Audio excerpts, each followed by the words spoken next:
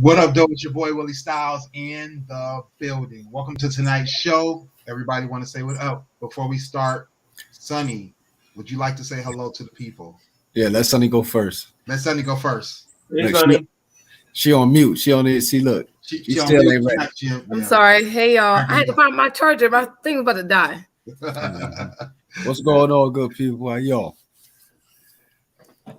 See, look, she still had to go out. She still ain't ready. Still ain't ready. Hola. What up, though? So we're in the building. It is August 30th. It's the final day of August, final Monday of August. Just a couple of days away from September.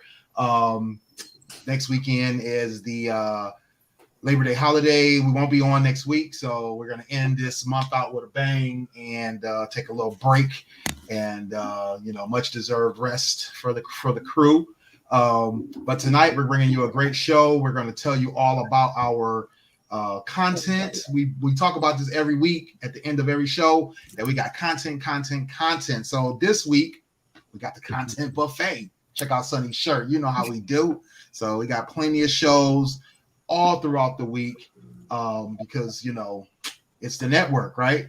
And so we want to talk about that. I want to start off the show. Hold on. One sec before we get into the show. Tomorrow, my mama's birthday. Happy birthday. I want to say happy birthday to my mother.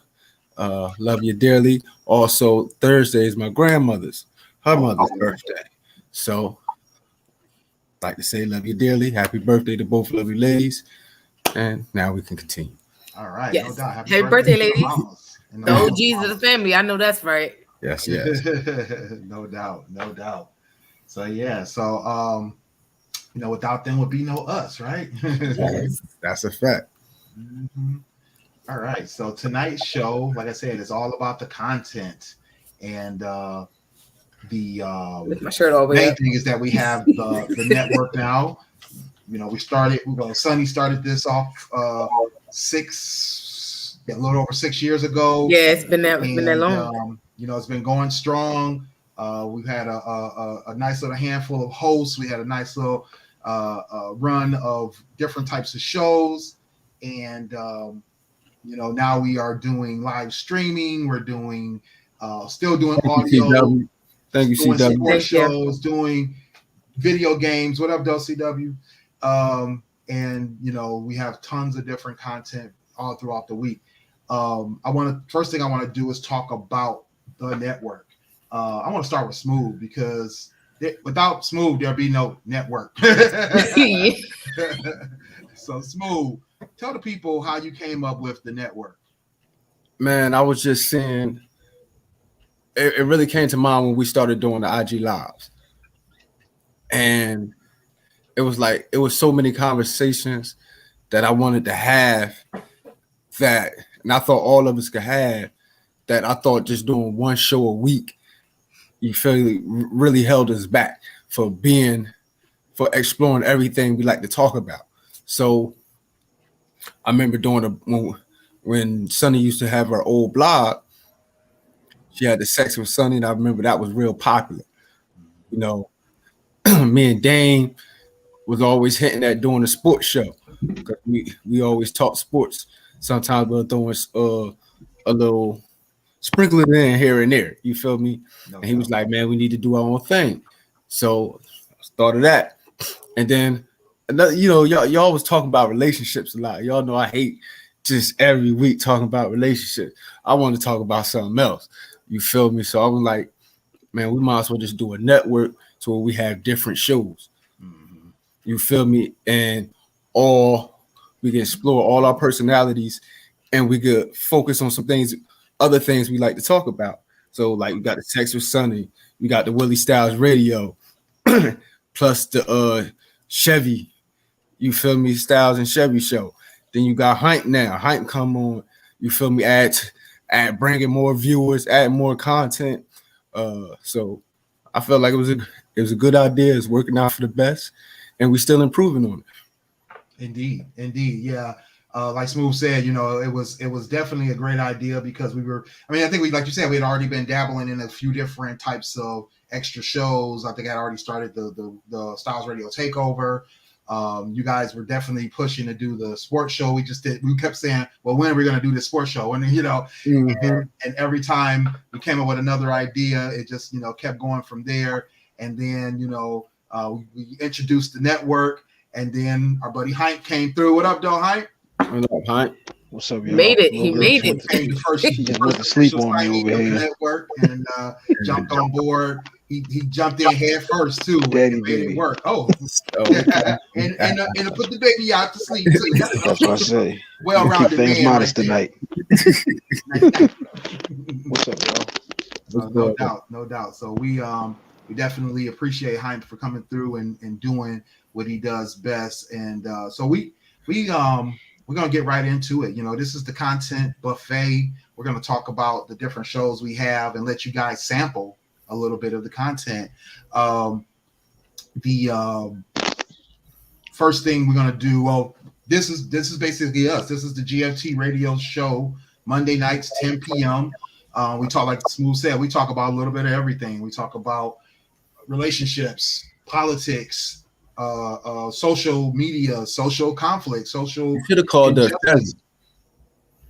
Say it again. You should have linked in Chevy. You should have tagged Oh that. yeah, shit. I did. I sent it to her. She said she'll make it if she can. She has. Okay. Oh yeah. Yeah.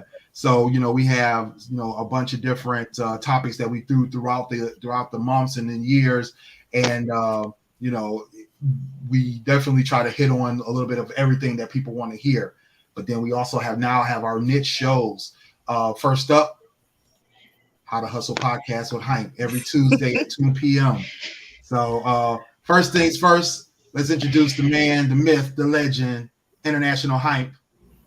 Tell him about the show. Man. Started off every week. Appreciate you hitting the button. That's a genuine thing because in the beginning it's only the people that you know. It's only the people that fuck with you. So you gotta start it off that way. I appreciate you hitting the button. The How to Hustle Podcast is the podcast drive through. It's usually 30 minutes to try to get you in and out as fast as possible. We're gonna talk about this topic that we got going on. We're gonna dive into what you got going on, and then we're gonna get out the door. People short attention span, try not to hold them too long. And one thing people kept telling me about the marriage series that I did the last couple of weeks was like, you could have went this way, you could have went that way, and told them it's called the podcast drive through for a reason. I want to get you back to do part 3, part 4, part 5, and we could tackle all those other topics. You don't want to give it to them all in one clip. Definitely was dope. Right, no doubt. Yeah, Smooth is on deck for next week. Smooth is episode 31. He's on deck. Okay. Sonny was episode 29. Yeah. Oh no, episode 28. Willie was way back there in the early days. They're way back there. Yeah. I think I was episode 16 for sure. But this is why I always say appreciate you hitting the button, because Willie was hitting the button every week and he kept leaving comments. I said, all right, so hold up. I don't even know who this nigga is, but let's find out. We're gonna do this episode. He said, yeah, so the GFT. So I said, throw that away for later after we got that episode. What's up with the GFT? What's that, Willie? What's going on? And that's how we ended up here Monday nights at 10 o'clock. YouTube every week. Twitch, Facebook, Instagrams, all that. right. So tell us. I know we normally see relationship related topics, like you said. You've been doing the marriage. You've been doing the marriage topics the last few weeks, as well as the parenting topic. What do you feel like is your niche? What's your go-to when it comes to a topic that you really like to do? Not just because I know, like you said, your biggest thing is you want to get topics that people are commenting on. They may have an idea, or they may have a comment that just sparks an idea in you. But what's your niche? What's your go-to? To be honest with you, my main goal is to have shit that makes sense. Shit that makes sense could be anything. I started off wanting to do this because, like, I always would tell people, like, watching Martin do this shit when I was a kid. It's a TV show, but you looking at it and like he's just been with showing the whole fucking time. Then you watch SportsCenter and you see Stuart Scott, so you're like, oh, so you can do this shit because this is a black boy that's doing this shit. So my whole idea was to do sports. I started off just doing sports, but then you realize once you throw in the shit for the girls that the girls will click the shit more than the guys will. So I don't really like to I don't want to put it into a box of any specific genre. Is whatever we could turn into a topic that will get people to want to talk about the shit, get people passionate. Like that one. That was the why does marriage work? Why doesn't marriage work? I also did another series of how do we talk to the kids? Philly, we had 500 murders last year, 499 or 98, I believe.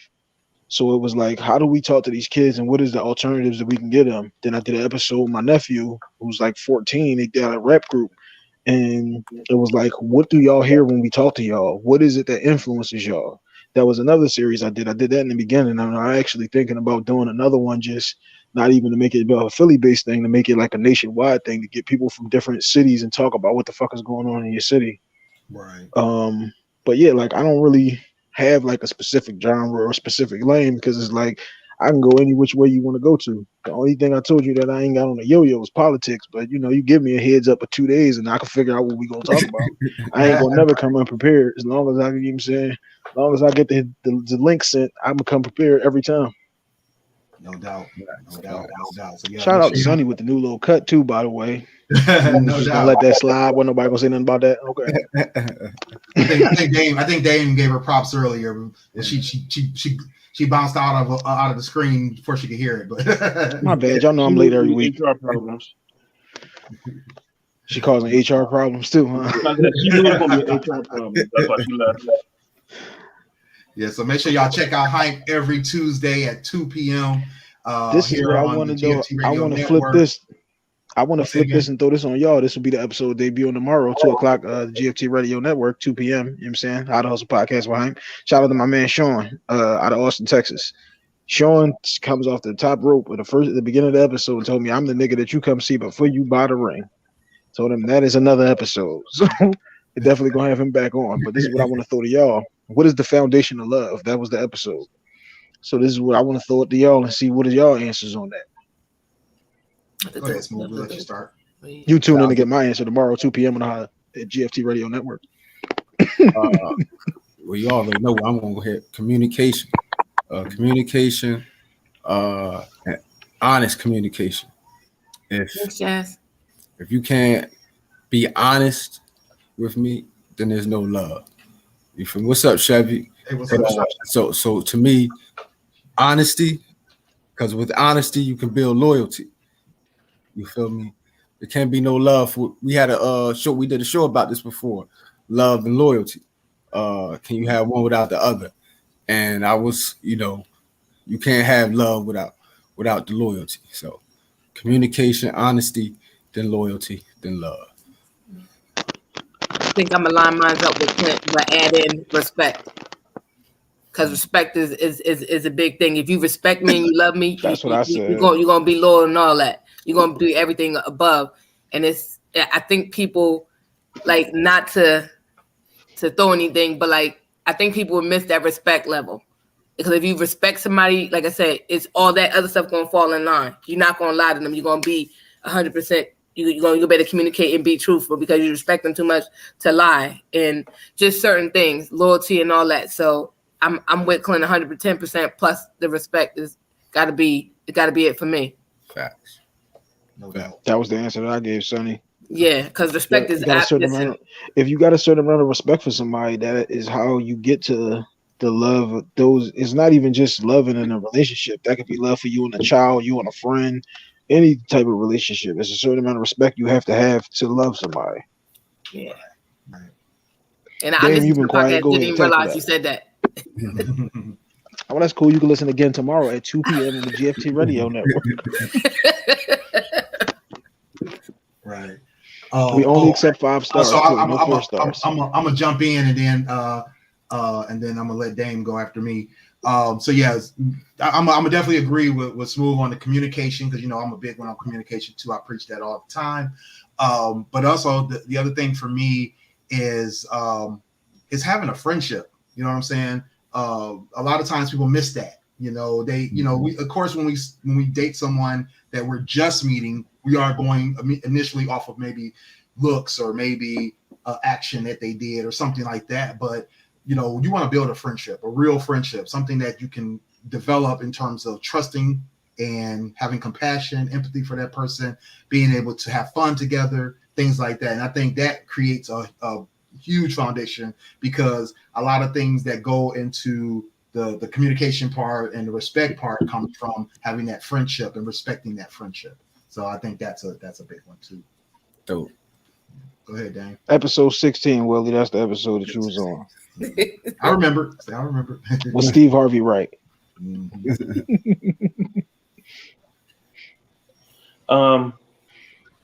Y'all had just some good points. So I'm gonna go something totally different just because y'all got great answers. Sex. That's a big thing too. I mean, because if you're in a relationship, you're planning on going long haul, right?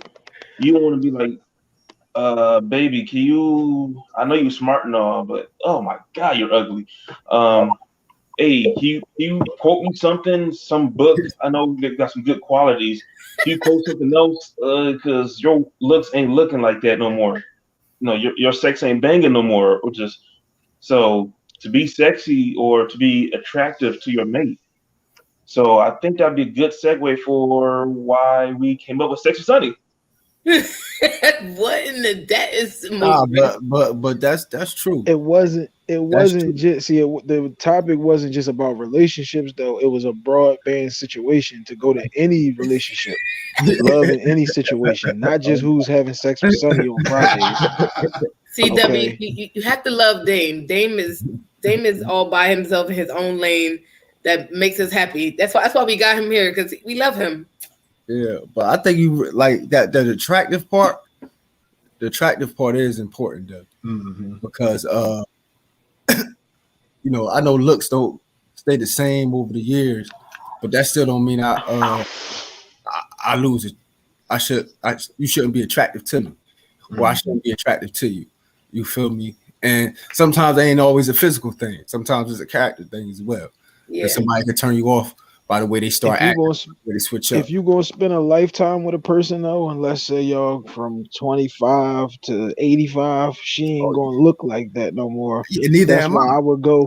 No, copy. That's why I was about to say. I would go with what you're saying as far as I was always more so about personality traits. Yeah. Because the looks are eventually we're gonna have a good 15-year run, and then like, whoa, hey, You're gonna fall off. Yeah. what's going And that's on why here? for me it's never a You don't have to fall off. You could be one of those people. No, but some people fall Still off. look good.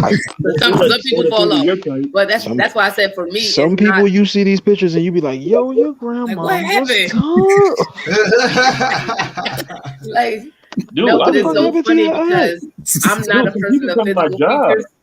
Like, it is funny because most of the guys I date are not like the best of the best. Like, people were like, oh yeah, he gotta look this way and this, that. And it's never that for me. Like, if they look good, that's an added bonus. But for me, it's the personality, it's the way we vibe, way we like it could be the way they talk.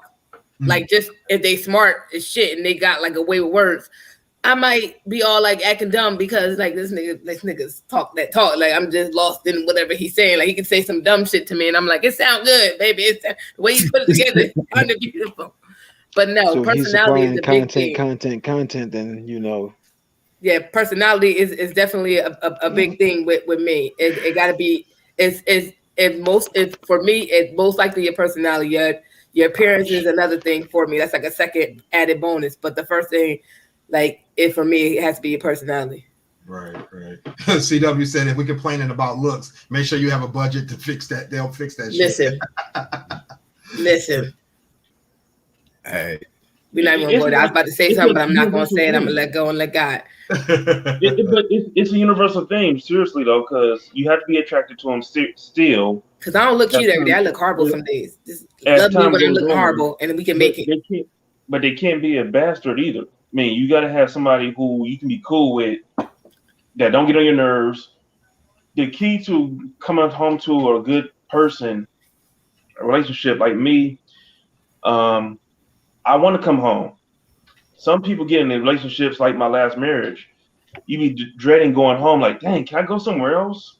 I go to the Yo, spot. need to work another shift. That's how I was with my kids. Like, damn, I gotta go home. These motherfuckers. Like, you not home. No, I don't want to get there any quicker than I need to be. I don't need to be there. Right. Dan was at work going, yo, give me the combination. I lock up. Don't worry about that. Like, you want me to stay? You want me to stay overnight? Oh, I can do it. Don't worry about it. I ain't got to ask the wife. I'm good. Like, I can work over, but the store is closed. I can still do it. I got you. I can secure it. Security's a little lax around here. Security's lax. All right, guys, we're gonna move to the next show. So that's a sample of How to Hustle podcast with HYMPE every Tuesday at 2 p.m. You can actually catch it each new episode early Monday mornings on all of the audio channels, Spotify, iHeartRadio, Google Play, Apple Podcasts, or Google Podcasts, Apple Podcasts. Listen notes. But yeah, he's on all the majors. So make sure you guys check that out. Subscribe, like, follow, and then you'll definitely be notified when new episodes drop each week. So definitely check out HYMPE. Yes. All right, next up. My bad. Wait, just one more thing. Follow me on Instagram and Twitter at I am HYMPE. That's HYMPE. It's HYMPE. It's not hype. I'm not geeked up. Yeah. Go ahead, Willie. All right, for sure. Oh yeah, come on in, Chevy. Come on in. Chevy. Yes, we're gonna get her on. Yeah. Hopefully she can get in right quick so we can so I can introduce the next show, and that is the Stylez and Shevy Recap, which happens every Wednesday at 9 p.m. Especially when we have great TV shows that we want to review. Yes, and I just watched the last one too. I'm excited. I'm ready. I'm waiting. Right. Yeah, we're right now. We're doing the What If series. I'm trying to let her get in. Hopefully she got the link still. I think I gave it to her. Yeah, she said, "Here she come." Okay. Cool. So we started the show because one, Chevy does a review show every week on Two Snaps in a Circle every Thursday at 8 p.m. on S the Superstar over on Twitch. So make sure you guys check that out. And so we got together and started reviewing Marvel TV shows. And we've been doing that since the Falcon and the Winter Soldier. We did the Marvel's Loki series, and now we're doing the Marvel's What If series. So, definitely check us out for that. We've also done a couple of movies. Her brother Dev has also done a movie with me as well. We did a movie review. So check out the recaps every Wednesday night at 9 p.m. And you'll get a great introduction into your favorite Marvel TV shows, as well as movies, blockbuster movies that are coming out or that are in place, as well as we do movie news and entertainment news. So we always talk about the new trailers that are dropping. We talk about all the great movies and TV shows that are coming soon, and then we may even throw in a impromptu review as well. So it's always fun, always a great time. And we dive deep. Chevy always has great insights into characters and movie development and plot development and things like that. And I just follow along. So, no doubt. Yeah, she does come from different angles. When she, like, I know a couple times I watched the show where she came in and made me think of something a different way. Mm-hmm. Or made me think back to another movie, like one of the other movies that kind of like, oh, that made sense. Like, because you know how you tie it into any of the Avenger movies. It's like, oh, okay. So yeah, like I had to go back and watch. What was it? The second one with Chadwick, with T'Challa, and I had to go back and watch. What's the name? Was the Guardians of the Galaxy? I'm like, wait a minute, now I gotta go back and watch it because now I'm missing stuff. No doubt. You talking about Civil War? Yes, definitely. See me, Chevy. Hey, Chevy. Now that you're here, take all my liquor down when we stream, but it's gonna be here today. No doubt. What I want to introduce now that Chevy's on is our new platform. Welcome to the Stylez and Shevy Show. If I don't see one for me, I'm gonna punch you on the face. But go ahead. Well, man, you got to work on yours. So.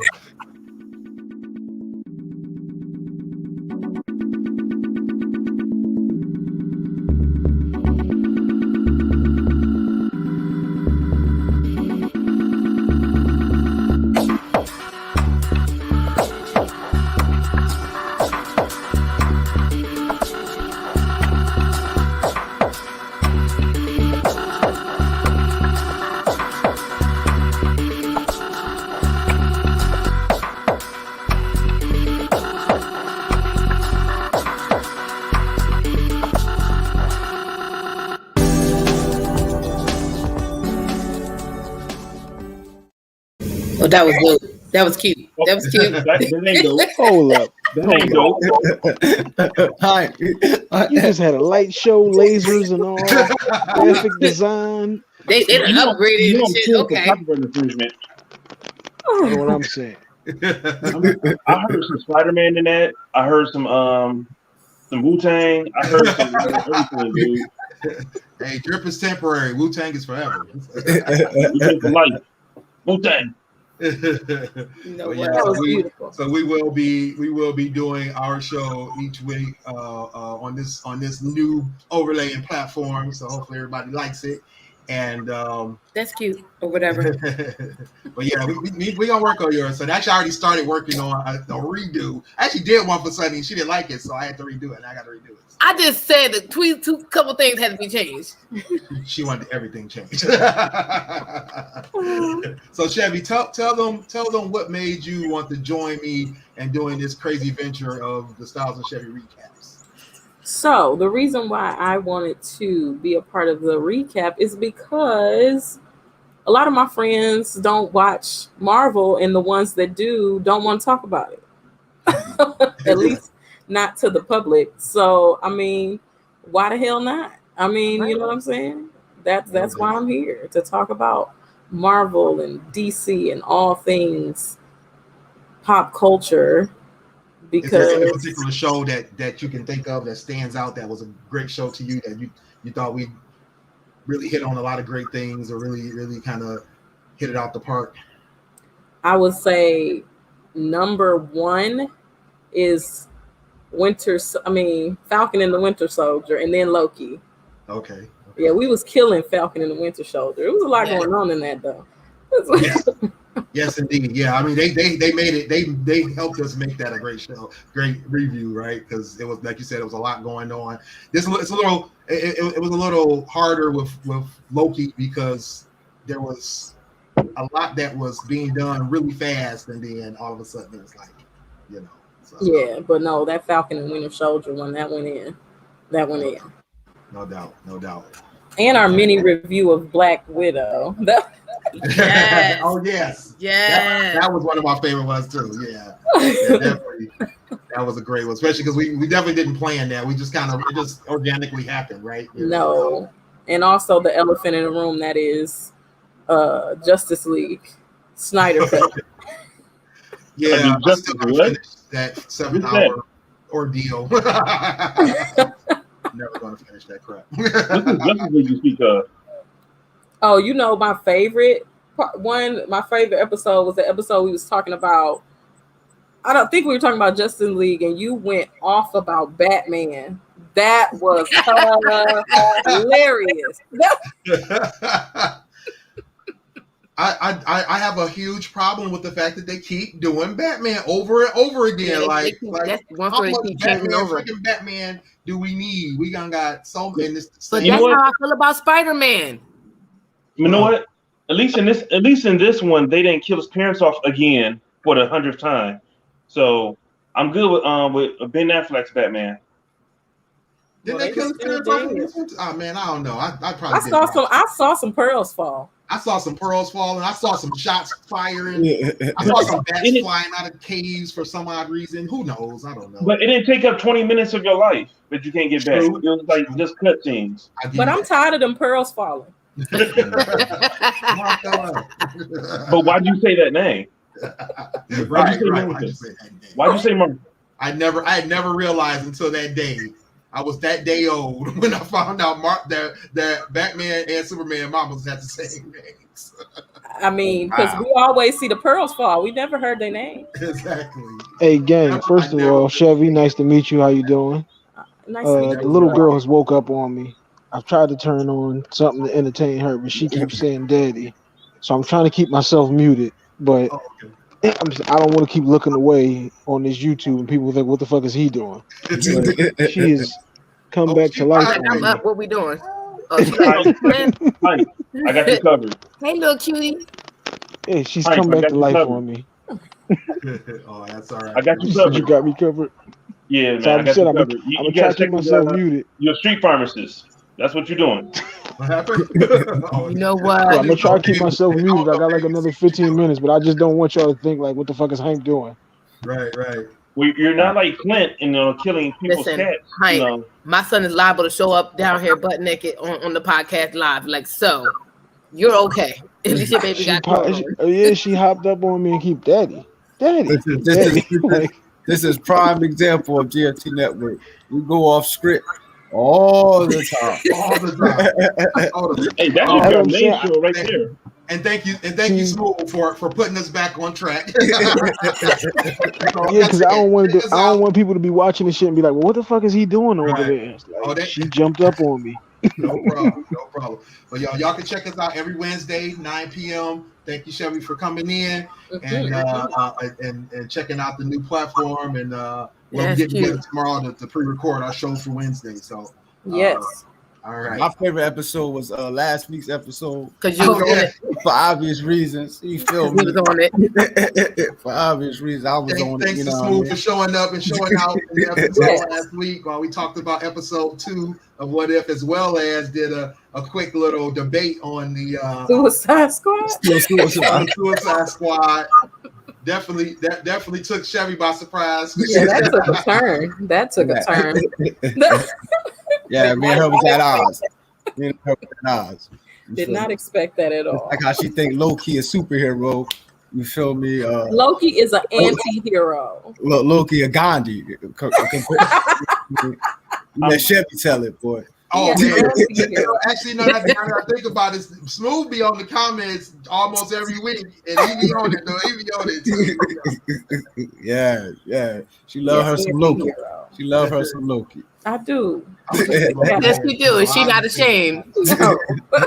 Is she gonna stick by his side? Is it TikTok? That's your man? Yep. And I'm gonna sit by his side. She a whole TikTok waiting to happen. Do it, Chevy. Do the TikTok. Okay, that's actually a really good. Hold on, Chevy. One more question before you get out of here. What did you rank out of 10? What did you give the Black Panther?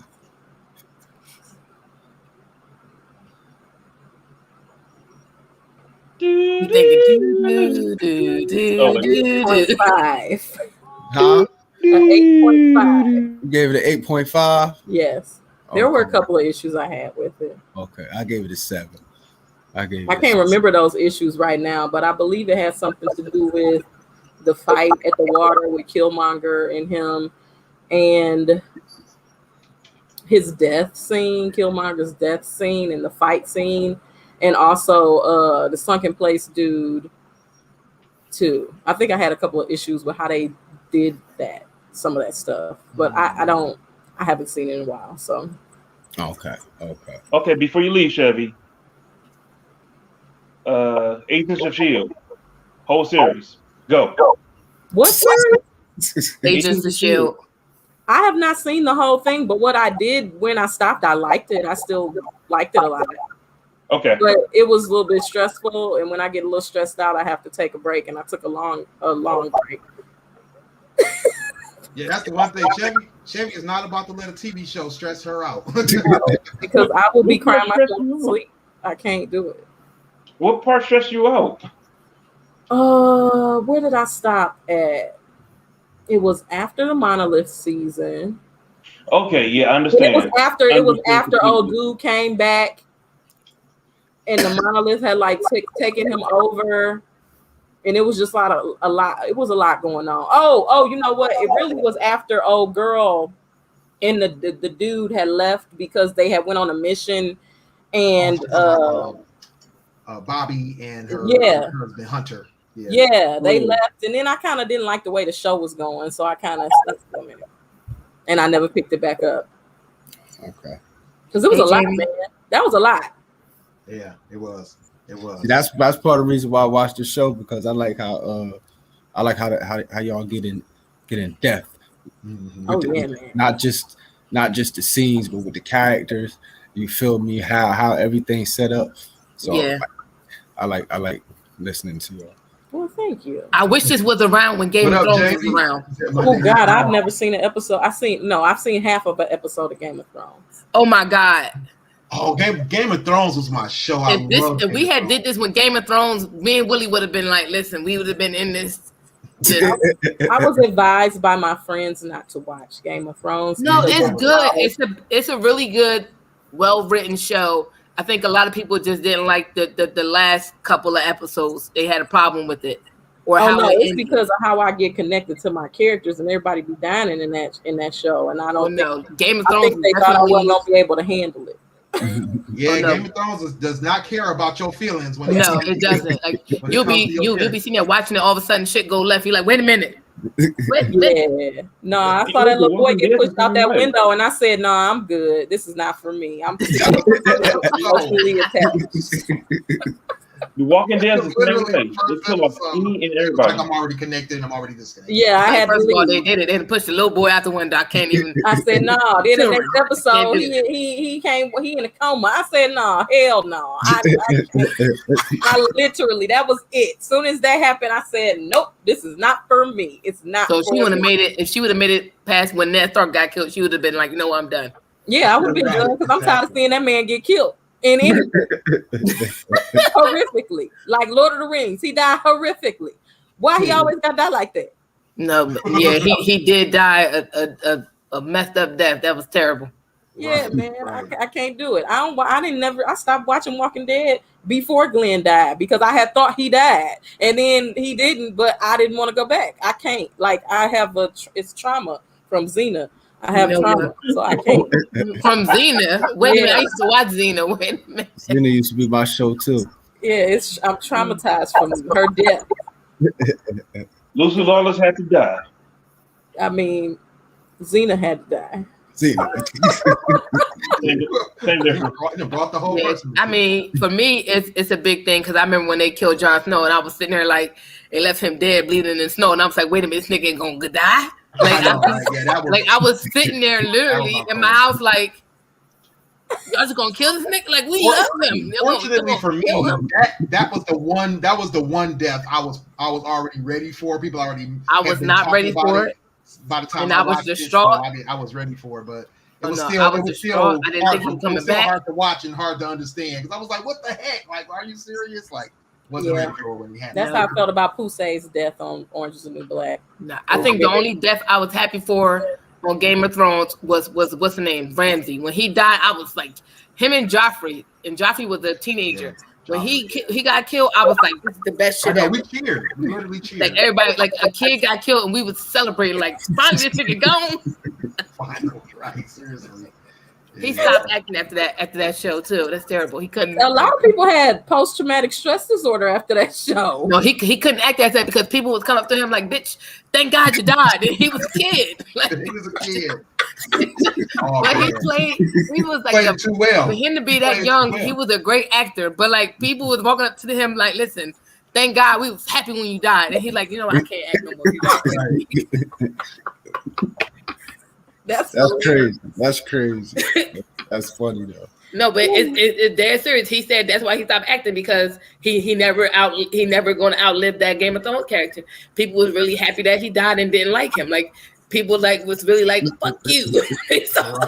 That's crazy. My gosh, the Steve Urkel. That's how people get into a show. You know that they into it when they identify with the characters or they latch on to those characters and they live through them. So yeah, like that chick from Arrow, the woman who played Laurel. Like when I would go to Comic-Cons, nobody would be there for her because everybody hated her character so much. She got so much hate whenever she would go to Comic-Cons because people hated her character so much. Yeah, but she was all right when she did like the crossovers. When she made her crossovers. Yeah.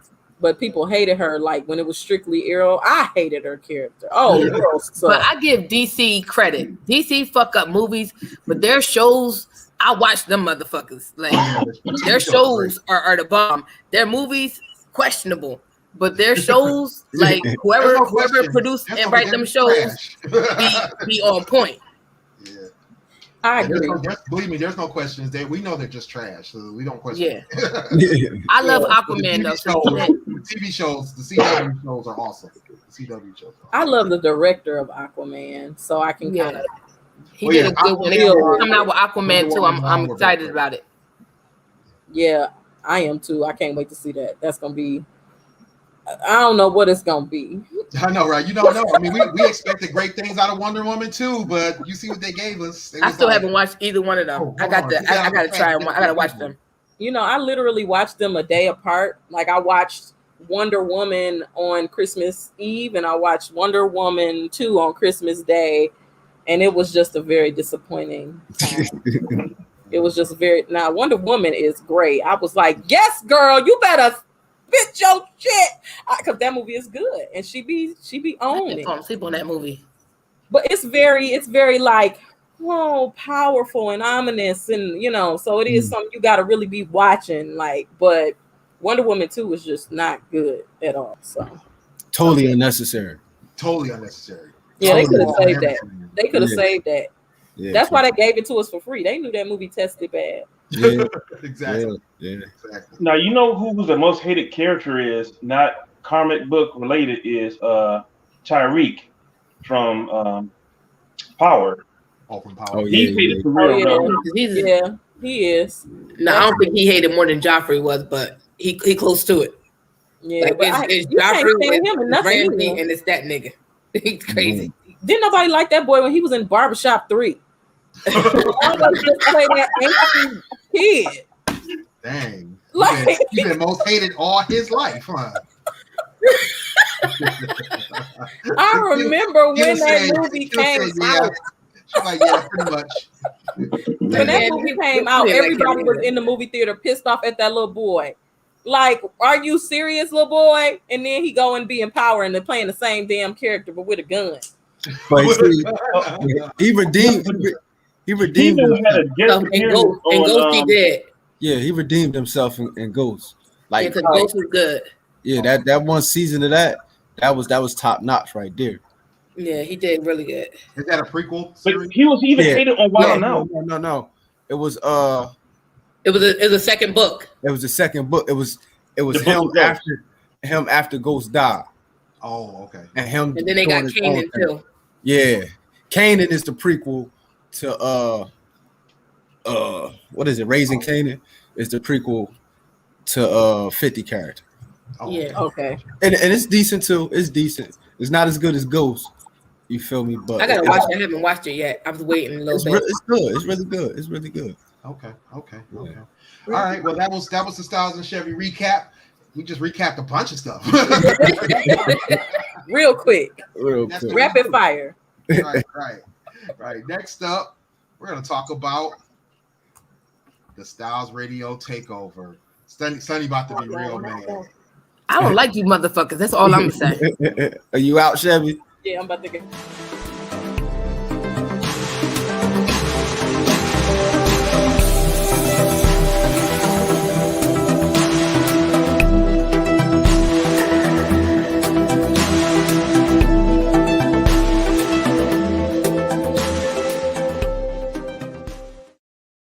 What up, though? It's your boy Willie Styles in the building. So this is the new platform for the Willie Styles takeover. It's going to serve as dual purpose for any of my regular Styles takeovers or my StylezRadio takeovers, and definitely going to be. So I got overlays for both.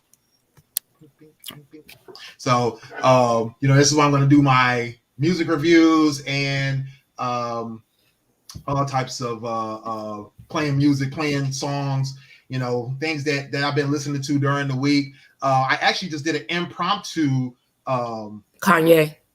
All right, appreciation, Chevy. Appreciate you coming through.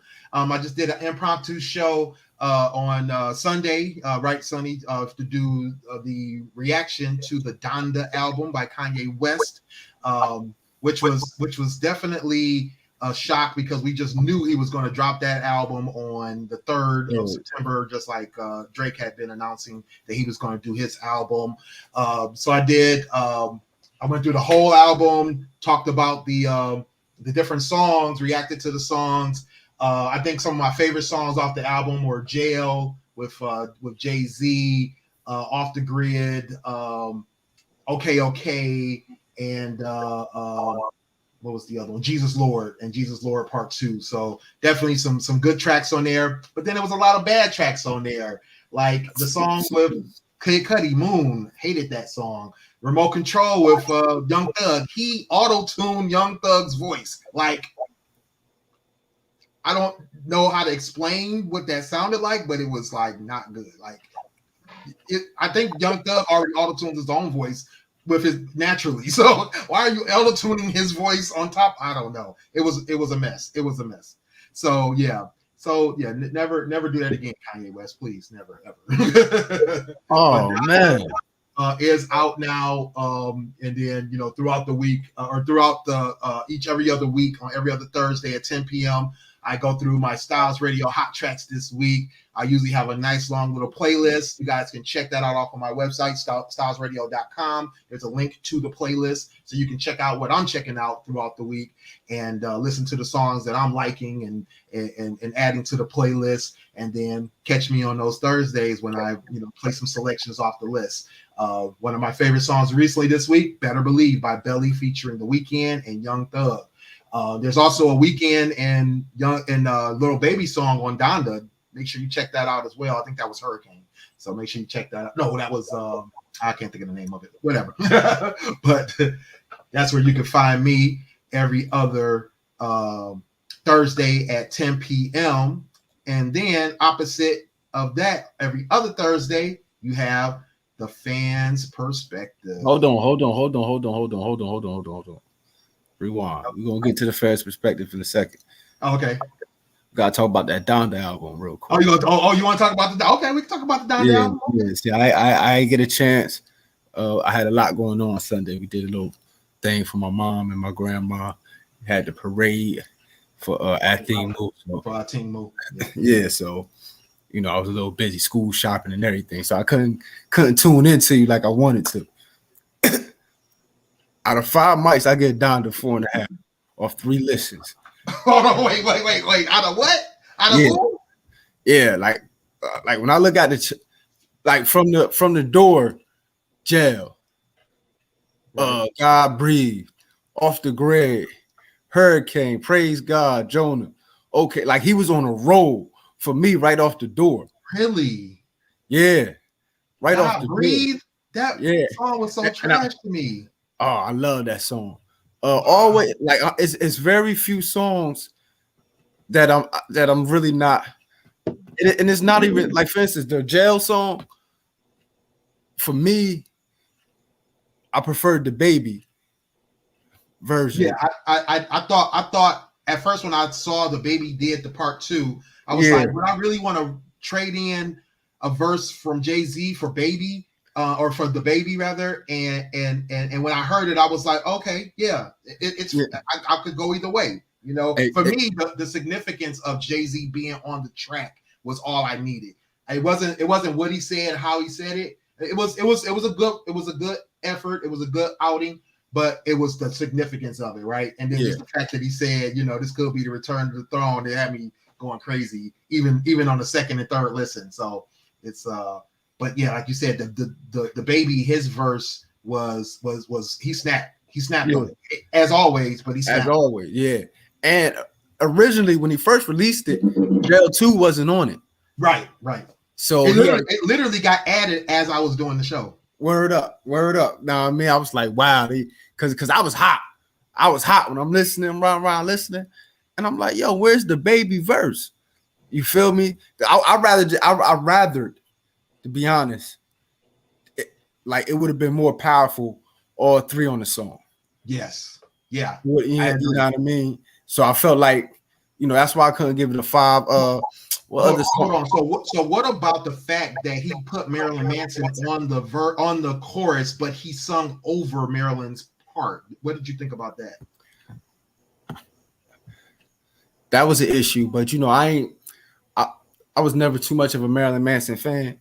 Personally, so I could have did without him on the album, honestly. Yeah. I got so. That was my problem with it. I felt like it was a wasted feature, and then an unnecessary feature for the fact that he sung over. The track. Yeah, and he had the. You feel me? I'm penalizing him for things that could have been, really. because he had the Chris Brown verse on one of Chris Brown on one of the hooks, but he had a whole verse on one of the songs, and he took that off. He took that. Now, I mean, Chris Brown, he was on. Well, he called him a whole hoe out here. That's what he called it. Know what I mean? Really? Yeah, Chris Brown was tight. He was on. He was like Kanye, a whole hoe. Lord. Wow. Yeah, because who else he took off? It was another rapper, and he was like, tell that nigga don't call me no more. Soulja Boy. Soulja Boy had a feature and got removed? Yeah. He was like, Wow. I mean, so I don't know how true it is, but he came out and said it too. Okay, come You on. feel me? Tell the truth though. Tell the vision featuring Pop Smoke. I wasn't mad at that. I was so mad at that. I wasn't mad at that. Bro. Like it wasn't no like top notch, used to what we hear from Kanye banger, but it wasn't a bad song. Do you realize what that song was? What? Tell the Vision is he literally took We Made It. It's literally We Made It. Yeah. It's the actual song We Made It. He dropped the overbeat off of it and put a whole nother overbeat, which is just a repetitive sound. He just literally left it like that and just walked away from it. That's why it's only like barely 2 minutes. Yeah. It's a minute and 45. Like, yeah, I'm like, bro, like this is not even a real song. This is like he just, I don't know. I don't even know what to call it. Like, I was so mad. When I saw Pop Smoke feature, I'm thinking like, oh, bet he done did something with Pop Smoke. Like, yeah, no, he did something with Pop Smoke years ago, and then took that same song and was like, here, I'm just gonna redo it. Like, it was so many disappointing moments for me. It was so many disappointing moments. I gave it 6.5 out of 10. 6.5 out of 10. Wow. Like if we were going mics, it would have got a 2. Wow. It literally got a 2 for me because it was like he wrote a whole, well, not him writing it, because I think other people probably went off of his energy and what he was trying to put out there. He literally has this I don't know what to call it, but it's like basically this all over the place album where you got a rap album mixed with a gospel album mixed with a world music album, and then everybody's trying to be godly, but you also are getting this lyrics from people who talk about fucking bitches and killing each other all day long, and then there was actually lyrics in there about that too, and I'm just like, it's all over the place. It's confusing as heck. And then like I didn't get that. I thought the song arrangement was wonderful. I think that to me it flowed so beautifully. Wow. It flowed beautifully. You know what I mean? One song I did like that I was surprised that I was gonna like was Off the Grid. That was with with Fabio Foreign and Playboy Cardi. I am a huge Fabio Foreign fan. He's come out the gate. I'm gonna put it on this other thing because it's easier to go through this. I'm a huge Fabio Foreign fan because he came out the gate, doing his thing. And Playboy Cardi, I'm not really familiar with a lot of his music, but hearing what they did on this song, I was impressed. I loved it, liked that track.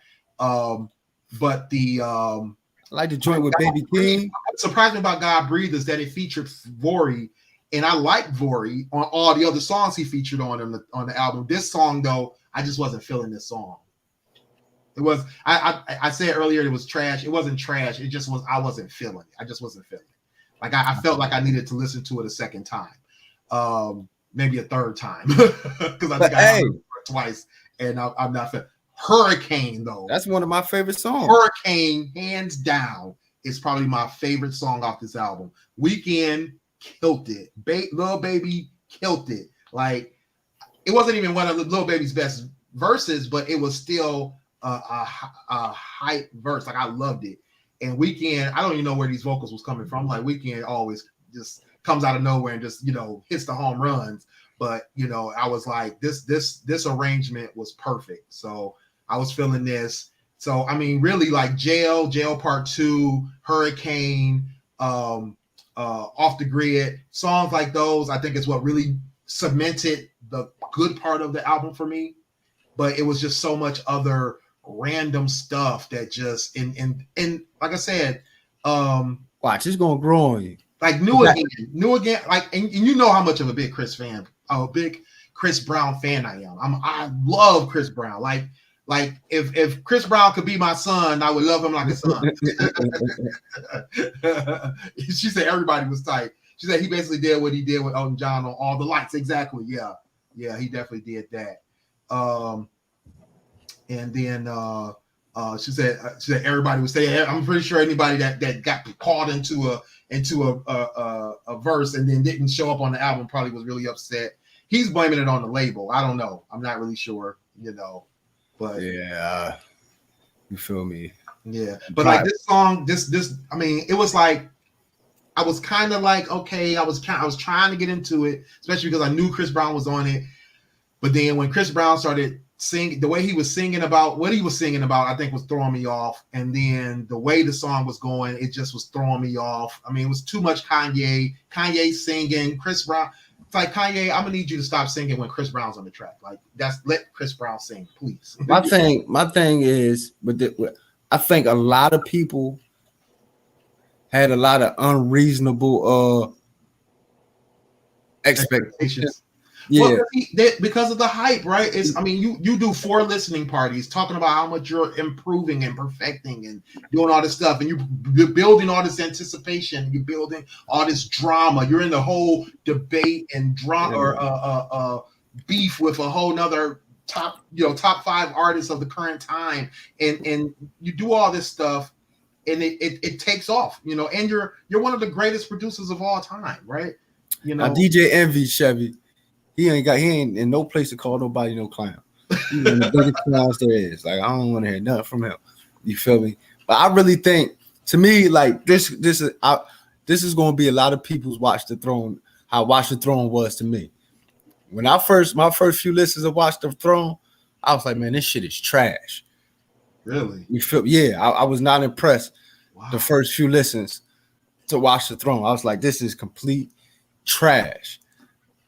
Then, about a year later, I go back and listen to it. I'm like, oh, all right. I can see the vision now.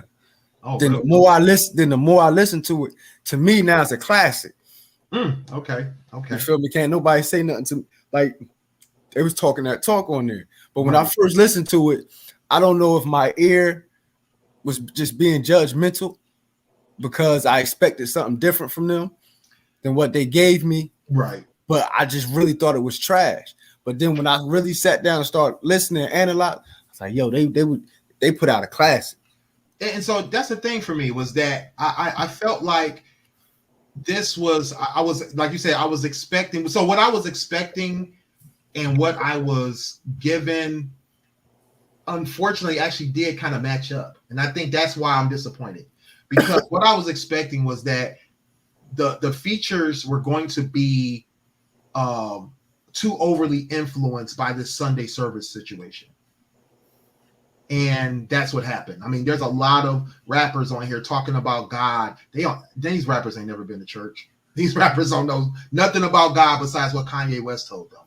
And then there's the situation where the beats there, and if you go back to my show, I talk about this a lot. The beats are like just these repetitive moans and these repetitive, things, and that's been his thing, right, for the last 2 or 3 albums, is that he's into this, start a song off for 2.5 minutes that just has beat on it, right, and then he's humming or he's singing or whatever, or he may have a repetitive chant on it, and then he gets to the middle of the song, he either changes the beat up or he allows somebody to jump on and start rapping, right, and so it's like I've never really gotten into that. I really never, I mean, as a producer, I guess it connects for him. It makes sense to him.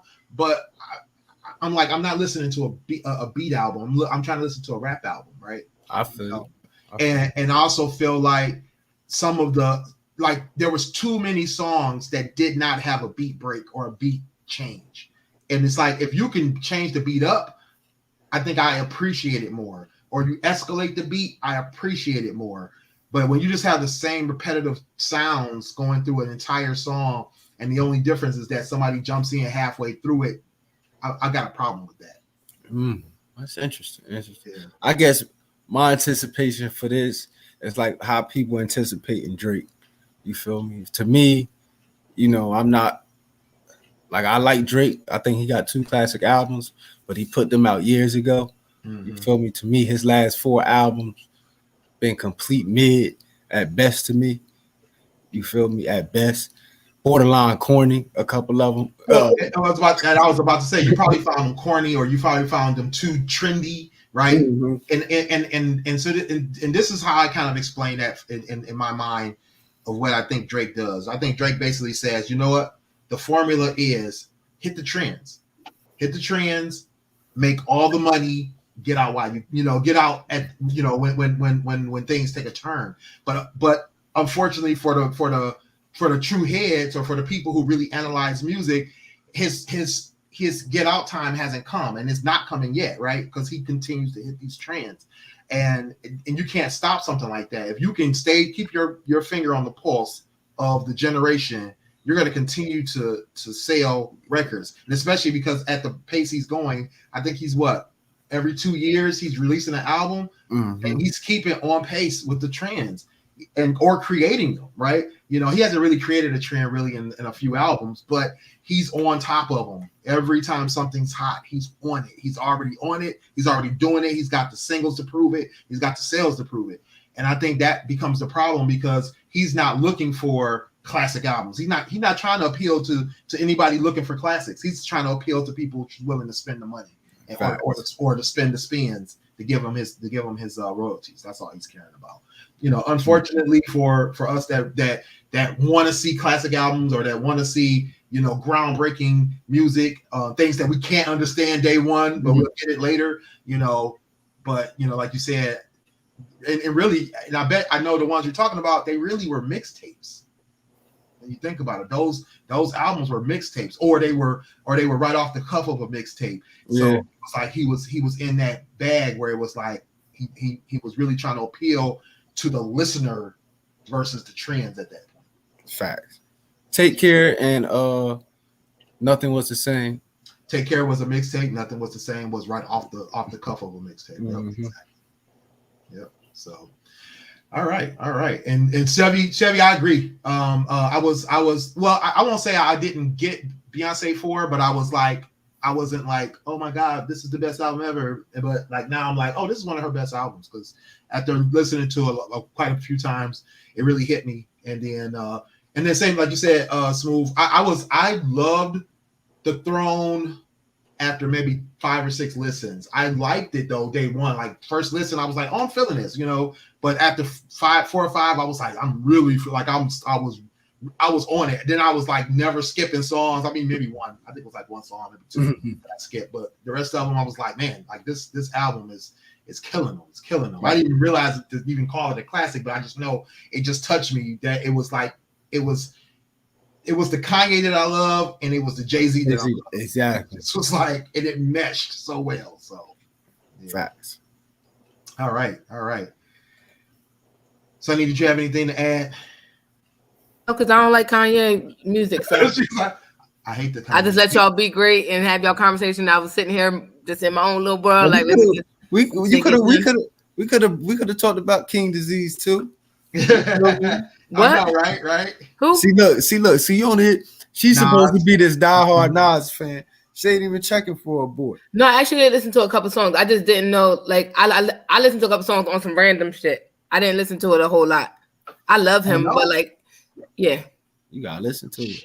Oh, and shout out to him, since we still talking music. My boy AZ. Y'all wasn't talking about that. Y'all was talking about freaking what's the name? You could have brought it up, but you didn't. My boy AZ. He just dropped a new joint with Jaheim. Yeah. AZ. Yeah.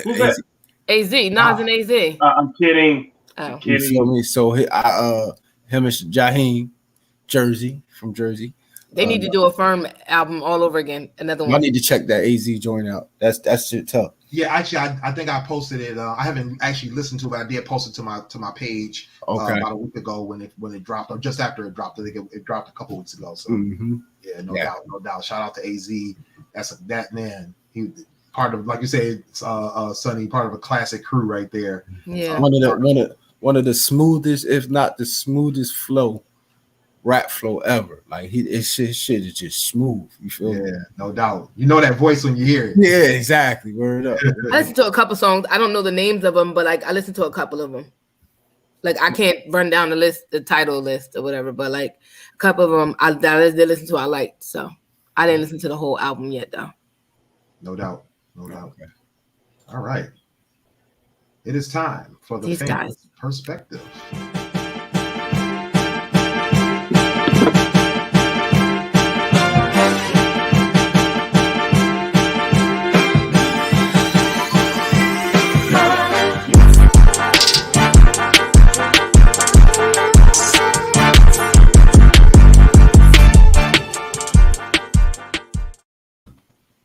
What's going on, good people?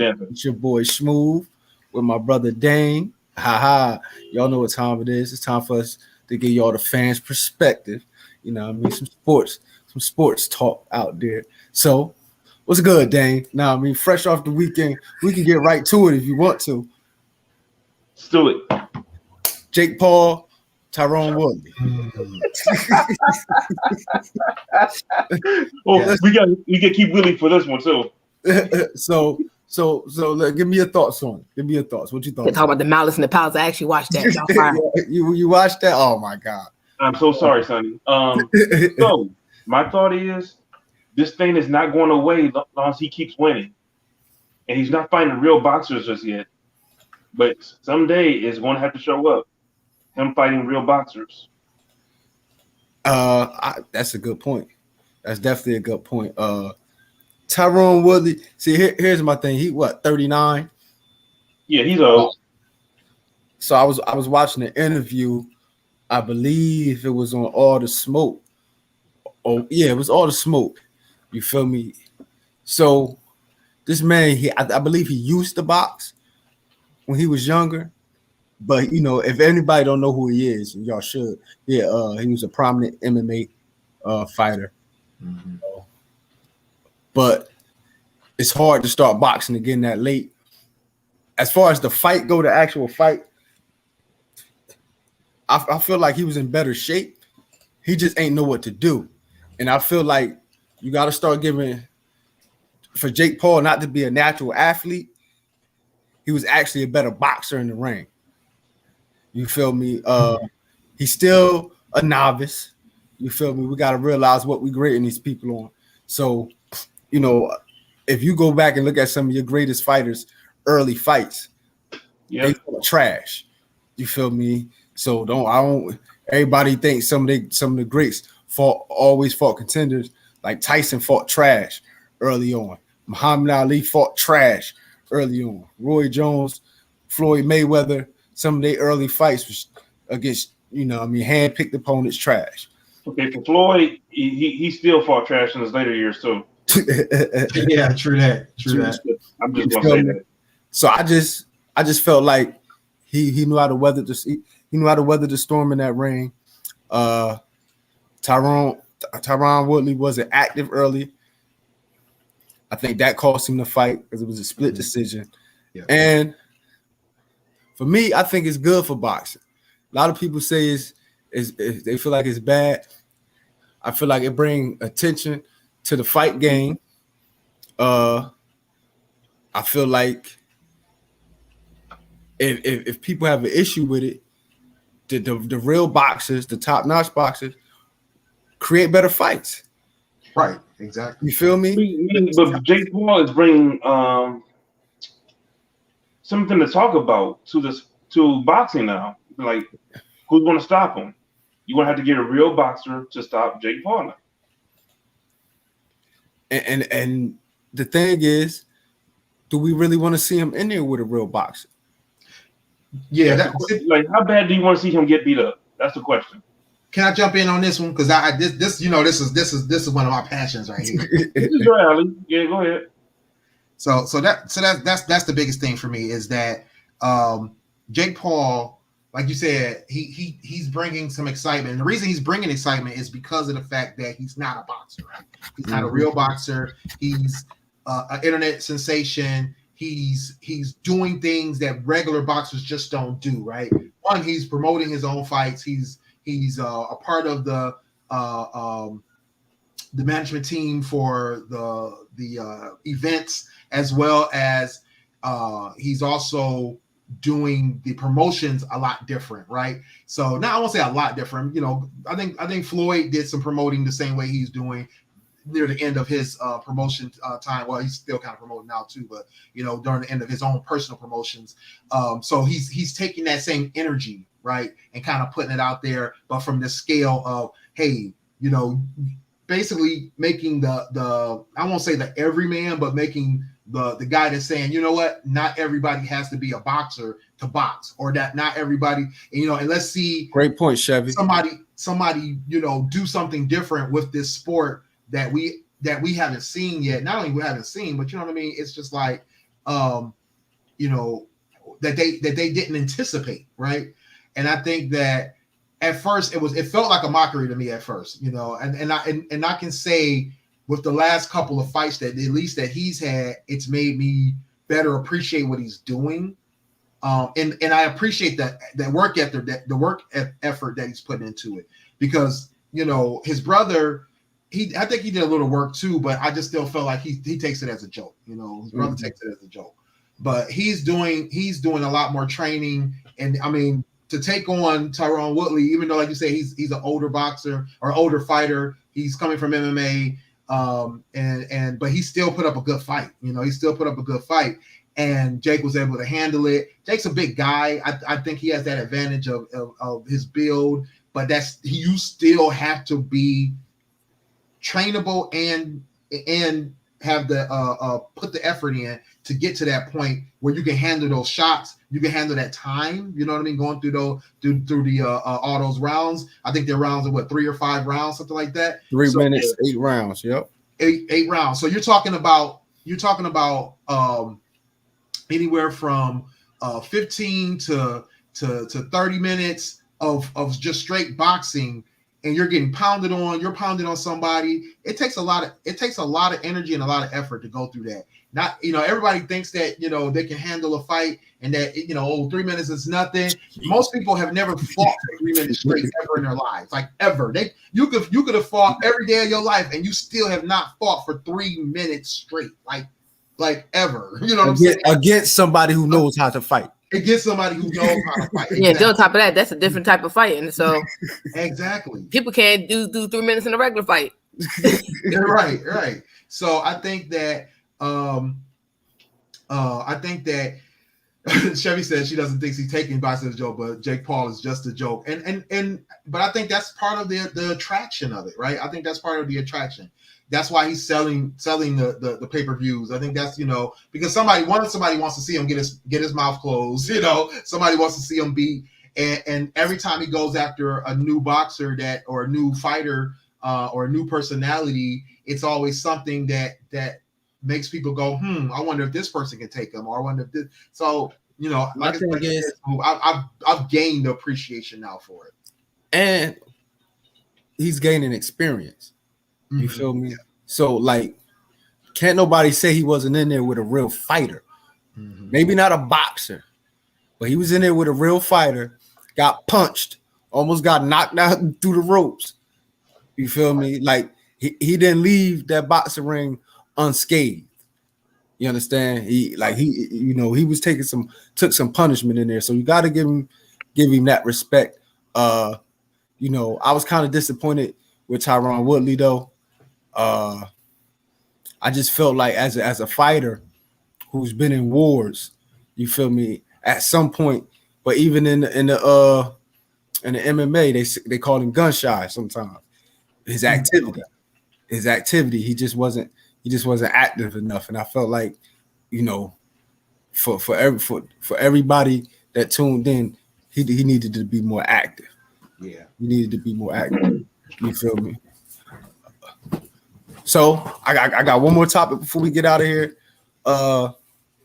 And since Sonny is going to lead into the ropes kept saving his ass. Yeah, they did. Damn sure did. So I'm gonna ask Dane first, but then Dane gonna throw it to Sonny because it's a women athletes, especially like in the WNBA, recently have been complaining or demanding that their pay be a little higher. You hear a couple of them will tweet out about such and such in the NBA.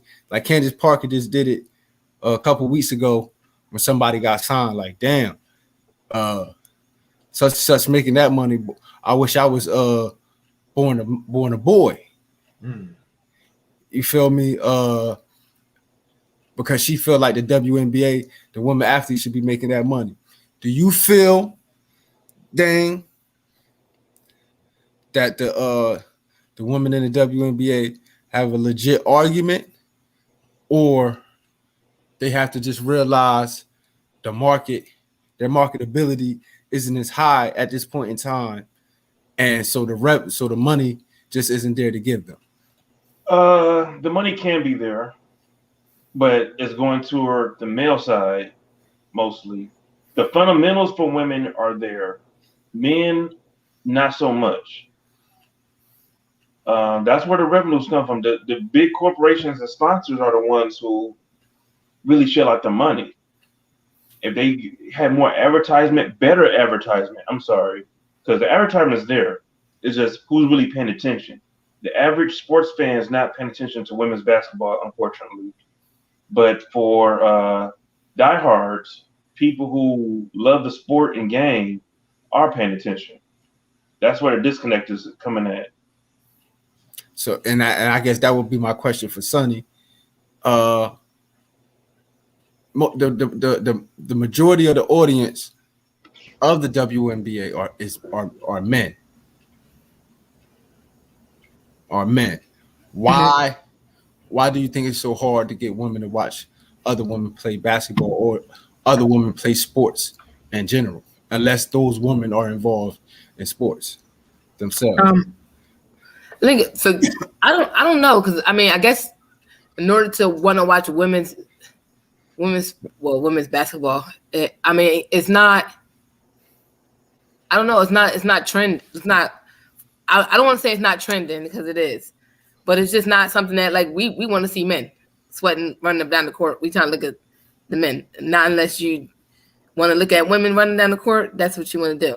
Now, I'm more likely to watch tennis or something like that, or women racing or something like that, than I am to watch basketball. And I love basketball, but I'm gonna be honest. I haven't sat and watched a WNBA game ever.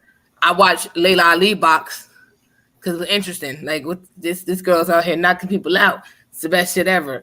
But like, yeah, I don't know what it is about the WNBA that I don't want to say it's less appealing, but maybe it's just like for us females, we like to look at men sweating and running down the court.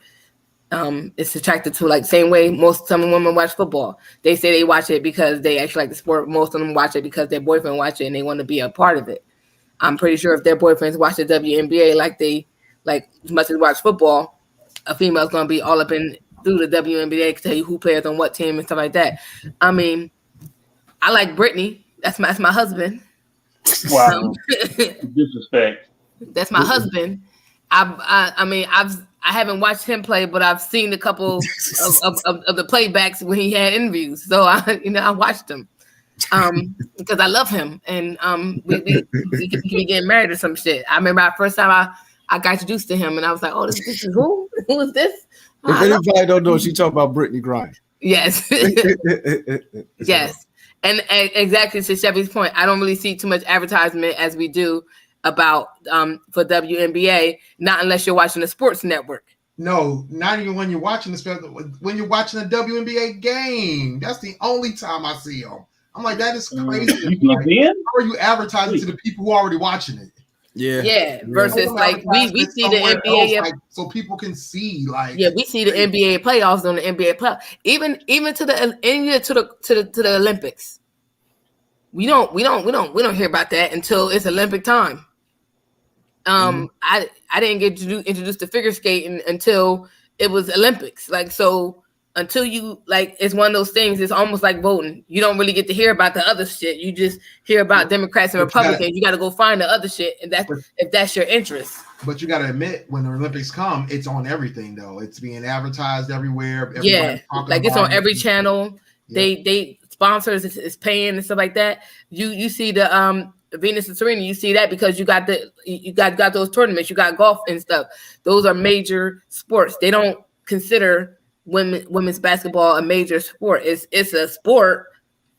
It's almost like watching league football in an arena versus actual football. Sure. You have to actually want to go. Like, I didn't really watch arena football. My neighbors across the street, they got a whole football league. They done gave us shirts, all the neighbors, and told us about their games. And if I see somebody on Facebook at the game, I'm like, oh, hey, I know these people. But like, are they publicizing that? No, that's not on major platforms. Not unless it's in my face all day, every day. So, I'm not about to watch it. So when they make this argument about they deserve more equity, I think they do. But how if nobody's watching? Here's why. Here's why. If they paid them like they paid the men's basketball and men's team, they will promote them the same way. But the revenue has to come from somewhere, and interest has to come because it will make sense. If you pay, if you were a person that was paying these sports people to play these games, and you wanted them to be national and all this stuff like that, you will pay them more, so that way they and then the advertisement is higher.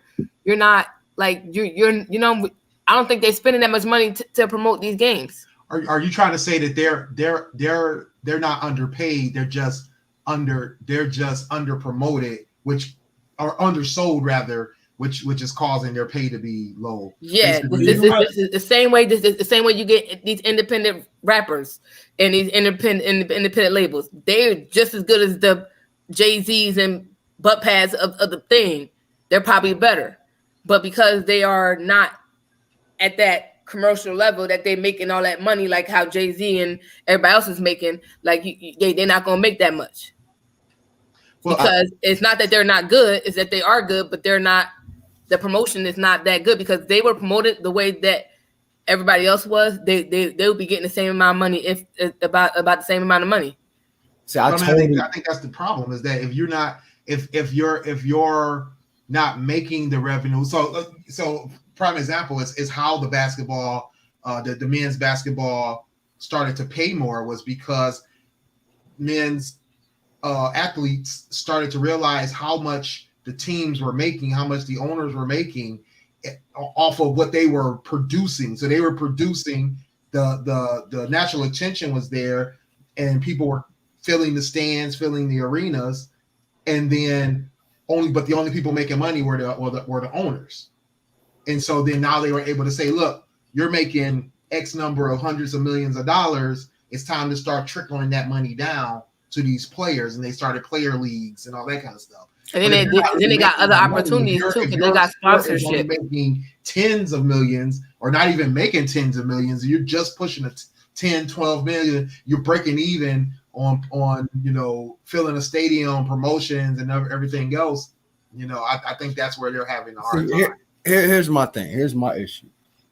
If you go back and you do the history of the NBA, it took them a while to become popular. The NBA being this popular is really a recent development as far as the other major sports go. Baseball was king.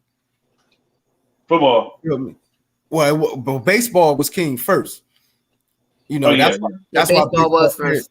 Yeah, and that's why all these baseball players get this absurd amount of money. That's why they the highest paid, in America. You feel me? Okay, I'm about to say soccer's number one. Yeah, football, overseas, but in America, soccer, people give a fuck less about soccer. here. You know, in the United States, it's just they got a bigger fan base than you realize. Yeah, but not like the mother countries. Not like the mother countries. Oh yeah. So then it was the NFL. Now NFL is king now, really. Still, NFL is king now. But basketball really didn't start until like the mid '80s. Bird, Magic. Then you had Dr. J, David Stern start globalizing the game, and then came the Dream Team. See, people forget Mike. Everybody talk about Mike ain't really make money off basketball as far as basketball contract until he came back from retirement. You feel me? The players weren't making that much. Kevin Garnett got paid more than Michael Jordan. You gotta think in '96 they had their 50-year anniversary. That's when MJ came back that first year, that '96. That was the first time he really got paid. You feel me?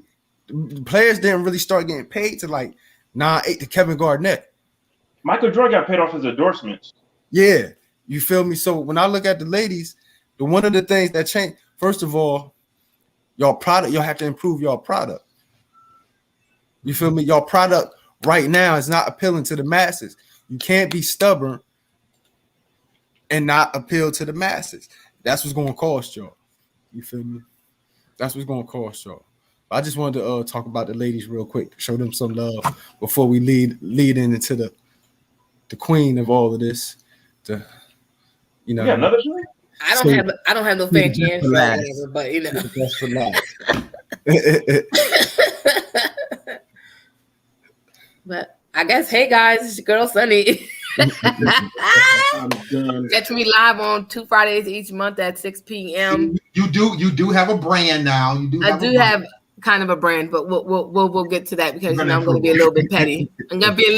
Hold on, let me flick my new bald head over. Let me flick it over. But yeah, my topic for tonight, well, basically Sex with Sunny is the brand from the actual blog post where we talk about all different things about sex related. It was a written post and now it's a live post where you can see me guys in live and in color talking about shit that's going to get y'all all riled up and make y'all want to touch people inappropriately. And we're all here for it. No, not that.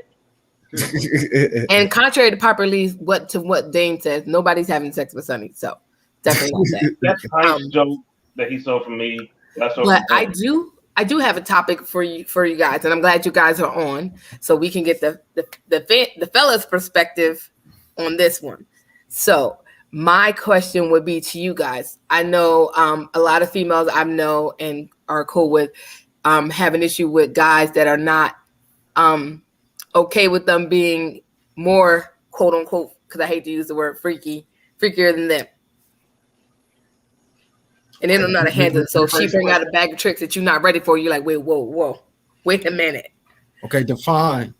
Well, it depends. So it depends. Okay. So it's not, I really can't define it because with the different conversations, it's different levels. So for what I may consider not to be a freak, it's just normal shit. Some guys may feel like that's too much. I got you. But it's just, what would you consider, if you would consider a girl that you encountered sexually being way too much for you? Like how would you handle that? Have you been through that? And what did you do to rectify the situation? Yes, I go first. I have been through that. I wouldn't call it freakier. She was just and the things that I didn't enjoy, didn't find pleasurable. Like she was like she liked to dig her nails. You feel me? Like she got off on that. You feel me? And like for me, like I didn't like that. Like why you digging? Like don't leave marks on me. You feel me? While we have this, I really didn't enjoy. And she like biting. I got bit too. Oh man. And she I caught me off guard. Yeah, she actually like biting, like, you know, that got her off. So that right there will be my version Of too much. Of too much. Yeah, you know, I ain't mad at the the little physical. I like the competition. You feel me? I like activity.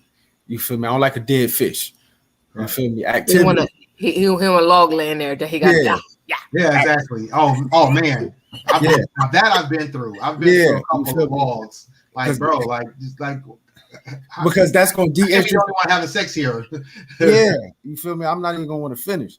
Like I'm, you know, so I don't really enjoy that. So how I handled that situation was, you remember, first I brought it up to her. Like, now I mean, I feel like you're doing too much. You feel me? I feel like you're doing too much, especially with the biting. Like, that's a little bit too much right there. You feel me? But she was like, that's her thing. She like doing that. And so I just had to leave her alone. That's simple. Okay. Just cut her off. Willie? So for me, I can't say I've run into someone that was freakier to me. I've had the problem of being the one that was too, you know, that maybe I was too much for the woman, or I had, you know, things that I wanted to do that she didn't want to do, that kind of thing. But I did run into situations where I either learned something new or I did something different that I'd never done before, which I always, you know, either appreciate or, you know, not that I'm going to be with it with everybody or do it again with somebody else. But, you know, it becomes like one of those situations where it's like, oh, wow, okay, I've never tried this before. I think if I did encounter something, one thing I think I would never really want to get into is it's like that true BDSM where you're like tied up and in tight bandages and stuff like that, or tight ropes and stuff like that. Dominatrix play, all that kind of stuff. I definitely know I wouldn't be able to do that because I'm definitely not about to have you stepping on me and mutilating me or abusing me and stuff like that. I couldn't get with that. Certain types of role play, you know, I've seen all kinds of crazy stuff on Snapchat and on cable TV, from the baby play to the what was the other one that was weird? I mean, I've seen quite a few different weird things. I mean, there's a couple things that I've seen that I'll be like, that would be interesting. And, you know, I might, you know, if I find the right person, I might want to try it out. With like, hey, you want to try this? You know, that kind of thing. But for the most part, pretty much anything that I've wanted to do, I've tried. And either the woman was with it or she was like, she'd try it, or, you know, I found somebody else to try it with and that kind of thing. But, you know, I think the one of the biggest ones for me that took me time to do, and then now I do it if a woman wants me to, is like the choking and the I got happy about that one. You know, like when the first time somebody said smack that ass, you know, I was just thinking like, you know, like little tap, you know, that kind of thing. They're like, no, they be like, tear it up. I'm like, you know, still like unsure. So it took me a while to get into that. You know, like a little bit. Also like it. Had a woman. You don't know if we're gonna die or not, but we feel safe. We just go ahead and do what you gonna get. Take that dick and smack her in the face. You know, so it's like, you know, it's like whatever you gotta do. Sometimes you just gotta do it, you know. So I went ahead and did it. You know, broke down and did it. So what would you do, Dame? Are you on? I'm still here. Oh, so what's yours? Because before I ask the second question, and then I'm done. Okay. I've been the freakier person in my relationship. I've had my ex-wife turn into a deadlock. We went to seek counseling, and they like, how come you don't yada yada yada? I'm like, because I don't get off like that. I like my partner to enjoy themselves too. It's like sex is for two people, right? Not or just be masturbation. So, yeah. So I've been more of the freakier one in the relationships I've been in. Can I before you get to your second question, yeah, can I have a follow-up question for the crew? Yeah. Real quick.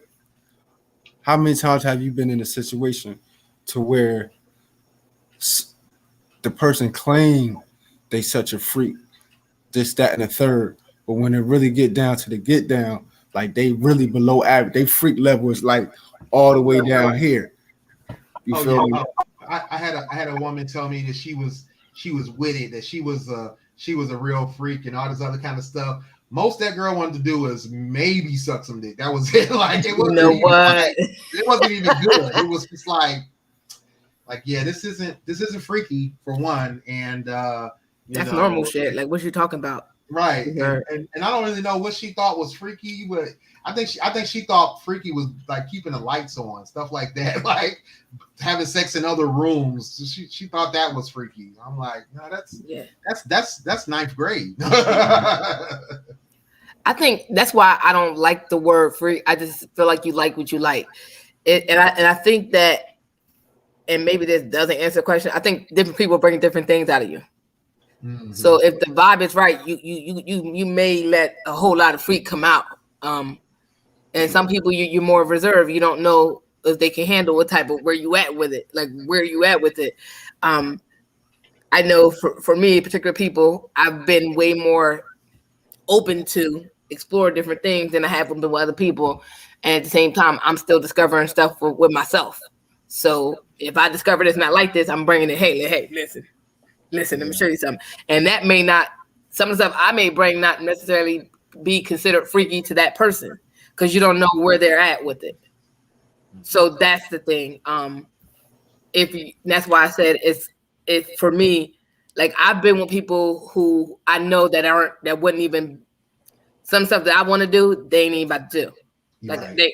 You can't even bring toys into the fun. They're like, but now I need to. It's like, come on, bring all the toys to me. Yeah, but like some people don't. That's not their wave.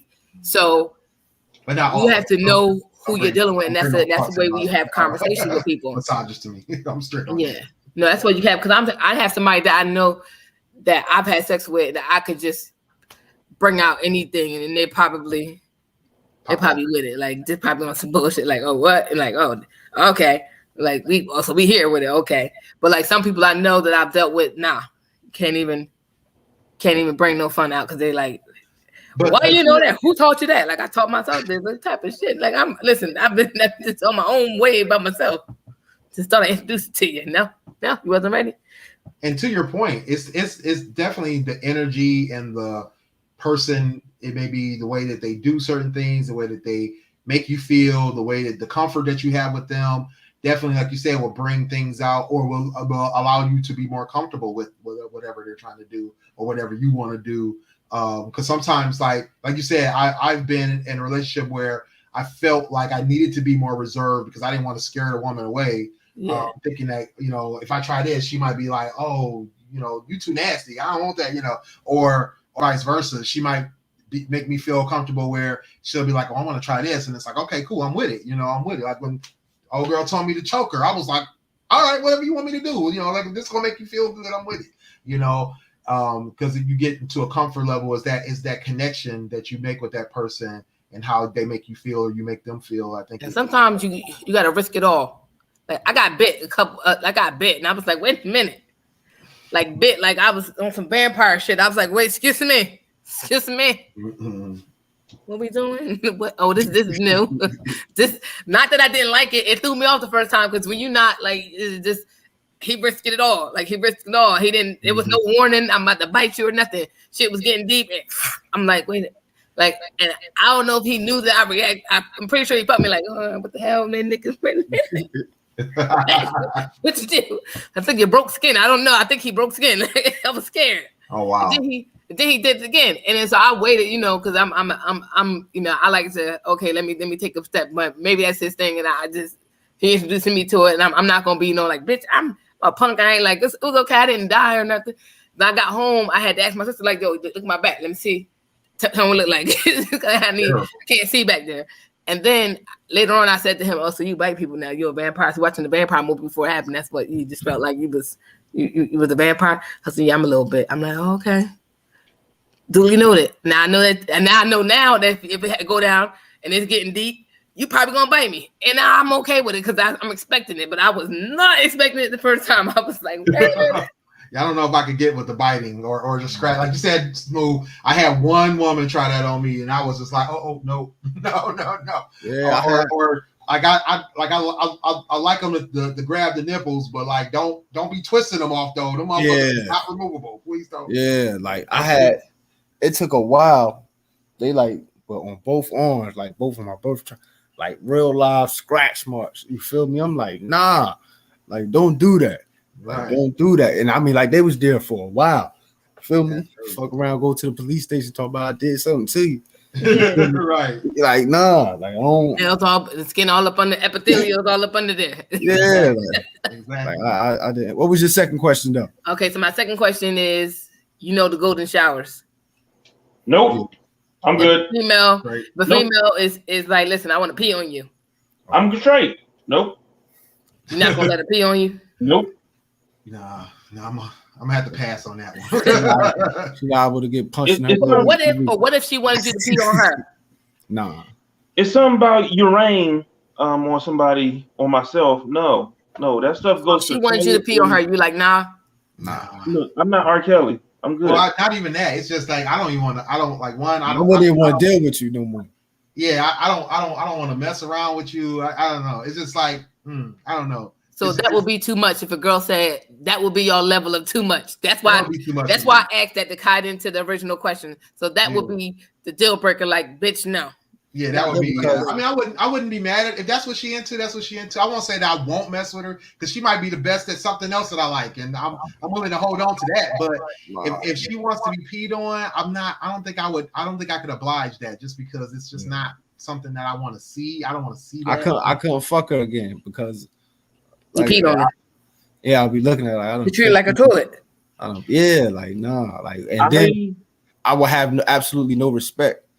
That's just me. Stuff too. That's like I broke up with a girl because she peed in the shower when we were taking a shower together. He said Oh, she was yeah. peeing in the shower. While y'all was taking a shower together. Oh man. She was comfortable then. Yeah, all you would have heard from me. Oh, if she started peeing, all you would have heard was that's all that would have been coming from the bathroom. Like, I just so happened to look down. In this bathroom. Are you serious? I just so happened to look down. I'm like, Is she peeing? yeah, that's too much. That's too much. Nobody better not ever get that comfortable with me. You better Like, something. That better be followed by the ambulance. Call 911. You know you what? Like something. You better have a medical problem. Right. Nah. Y'all terrible. Yeah. Well, Think about it. If you can have your child in the bed with you, your young child pissing your bed, you gonna be mad. Oh, I'll be mad. I'll definitely be. My son peed. My son got up and peed on you and then took his clothes off and then laid back in the bed. I was like, mother, he ain't pee on me, but like I had like he laid a little close to me, so like I was like, I was so mad. At 3 o'clock in the morning, I'm gripping covers. I'm putting in because I got my what's the name is right in my house, my washer and dryer. So I'm in there mad as hell, just ripping shit off. Like, I can't even sleep now. This is some bullshit. Right. I never even like if you watch porn, like I can never with the girls peeing. Yeah, or even with the dudes peeing on her. Like nah. I hate seeing that. I'll be like, ugh. Like, that makes me want to throw up for nothing else. And that's a real thing. A lot of like you said, Willie, like a lot of people are into that. Mm-hmm. A lot of people are into that. And well, this one girl I follow on Instagram, she was talking about it on her stories and how she had got with a guy who did that to her. Like he just did it. He didn't even warn her, nothing. He just did it. But she said that at first when it happened, she didn't know what it was.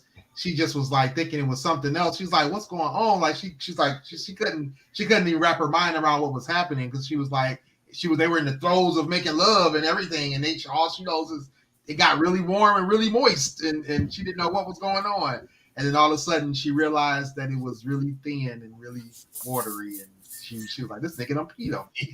And so she said later on that after she kept thinking about it, she was like, but it felt so good to her that she ended up getting with it and was with it. So she ended up enjoying it and tried it again. So it's I had a girl to Clint's question from last time. She wanted to experience anal. she was new at sex, so she was just like trying different things. When it came down to it, she like no. She just kept trying to. She tried to do it like a couple of times and just gave up. It's like no. This won't hurt. It's gonna hurt. So you don't know what people are willing to do until it's time to do it. Yeah, that's true too. Yeah. That trading stuff, but I'm not here. I listen. I'm mind my business. Yeah, I mean, yeah, you definitely don't want to just jump in the anal, just jumping into it. There's toys for that in their beginners. But yeah, I mean, like about said, it. you do have to sometimes just experiment and just see what happens.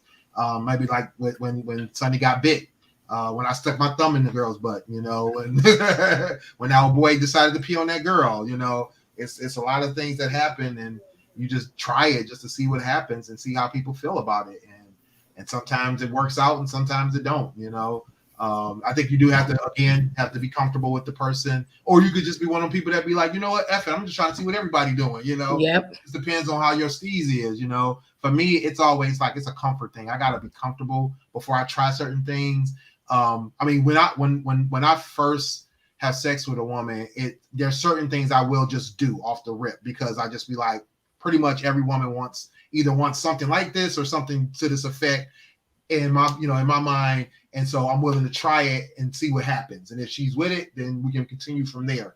But past that, there's most things I'll be like, okay, you know, I want to see where her head is at, or you know, see where we vibe at, that kind of thing, before I go, you know, to a certain spot. And so I think that it becomes a comfort thing for me. You know, it's got to be a mutual kind of understanding. But if, you know, I mean, like I said, there's certain aspects where it's like, you know what, I'm pretty sure she's going to be with this, and I'll just do it, right? Whatever the thing is. And circumstances are everything. Yeah, exactly. Yeah. Exactly. Because sometimes it could just be that moment that makes it work, and she might be with it, and then later on she'll be like, this was great, but, you know, I'm never gonna do that again. You know, that kind of thing. But it's pretty much I'm with whatever. Only thing is nothing's being inserted in me. Right. Yeah. No, you feel me?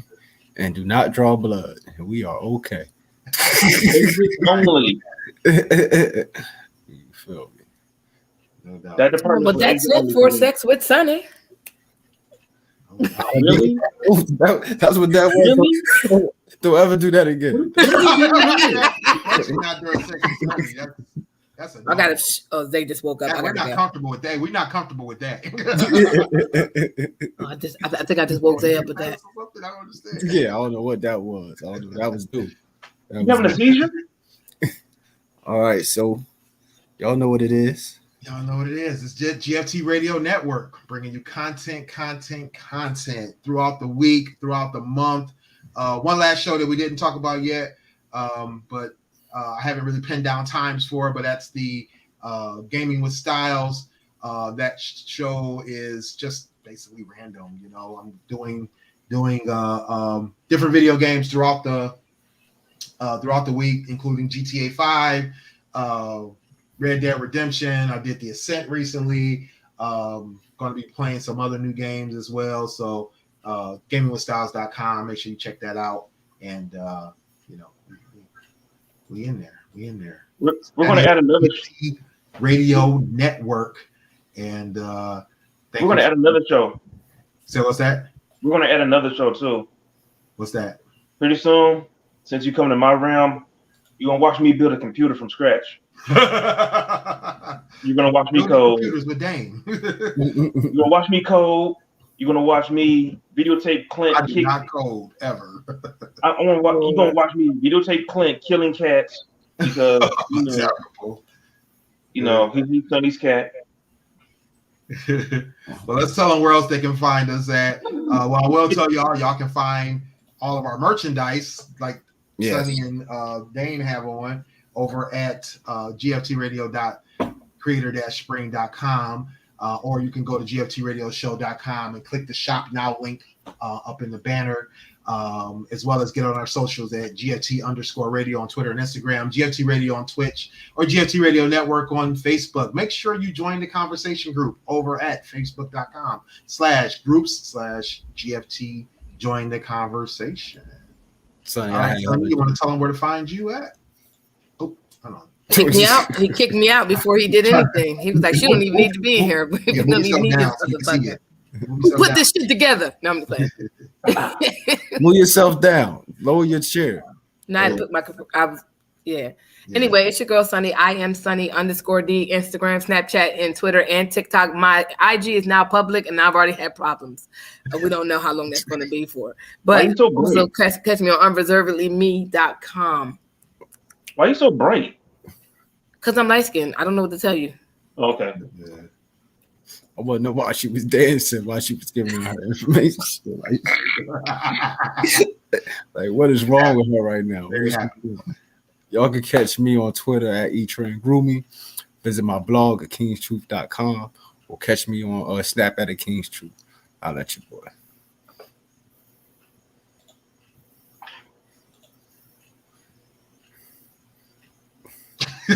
Okay, I don't know what's going on here, but okay. Yeah. Okay.